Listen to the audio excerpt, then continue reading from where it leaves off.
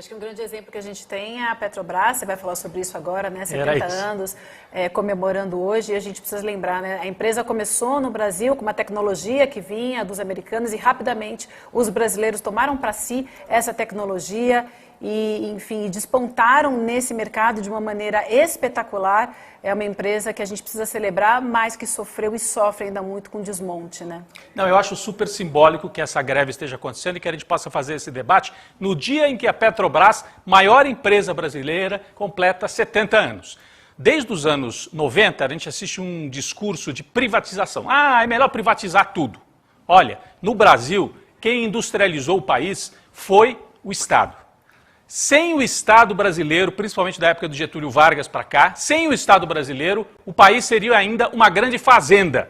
Foi o Estado que fez o aço na Companhia Siderúrgica Nacional e foi o Estado, através do presidente Getúlio Vargas, principalmente nos anos 50, esse aqui é o gesto famoso do Vargas com a mão tingida de petróleo. E é preciso lembrar que aqui o Lula, na sequência, 40 anos depois, o Lula repetiu o gesto de Vargas. É preciso lembrar que quando Getúlio Vargas falava em criar a Petrobras nos anos 1950, editoriais aos montes foram feitos contra, dizendo, não, a vocação do Brasil é agrícola, não pode ter petróleo no Brasil. E se fizer, tem que ser com a Esso, tem que ser com a Texaco, sei lá, as companhias da época, não pode ser com uma companhia estatal. Então o discurso liberal, a imprensa brasileira sempre foi aliada aos interesses internacionais e com isso conseguia a adesão de parte da classe média. O Getúlio Vargas caiu, vamos lembrar uma coisa, Getúlio Vargas cria a Petrobras em 1953.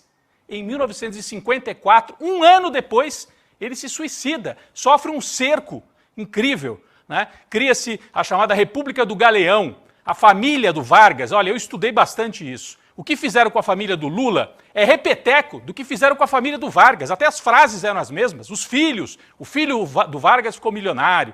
É o pai dos pobres e a mãe dos ricos, né? Então eram os ataques da imprensa. O jornal O Globo já estava lá desde aquela época, contra a Petrobras. Depois foi contra o 13º salário.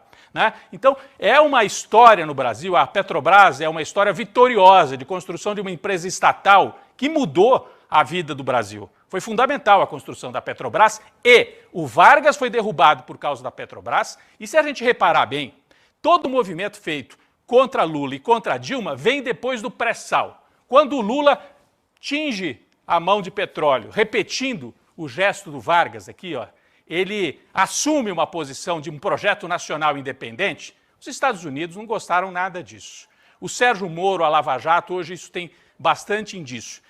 Foi um projeto que veio de fora para dentro do Brasil. Veio de fora para dentro, porque o Brasil não podia ter. Tinha tido com o Vargas, tinha tido com o João Goulart, que foi derrubado em 64, e com o Lula e a Dilma, né? E a Dilma de novo. Então, o petróleo está no centro desse debate. E não é à toa que assim que a Dilma é derrubada, o Temer assume, qual é a primeira medida do Temer? Nomear o Pedro Parente presidente da Petrobras e mudar completamente a política de preços do petróleo, favorecendo, criando as condições para que o Brasil exportasse petróleo cru e não refinasse mais o petróleo aqui. Ou seja, a nossa tradição de sempre, né, exportar produtos primários, enquanto a Petrobras tem todas as condições de fazer a produção de refinados aqui no Brasil. As refinarias foram algumas privatizadas, então a Petrobras é estratégica no Brasil. Tarcísio é essa história, que já foi do Carlos Lacerda, já foi dos golpistas, já foi do Collor, já foi do Fernando Henrique. O Tarcísio quer privatizar a Sabesp, tem tudo a ver com Petrobras. Desculpa, me alonguei um pouco, Vivi, mas perfeito, é essa história. Perfeito. Não, super importante. Tem um contexto, né? É.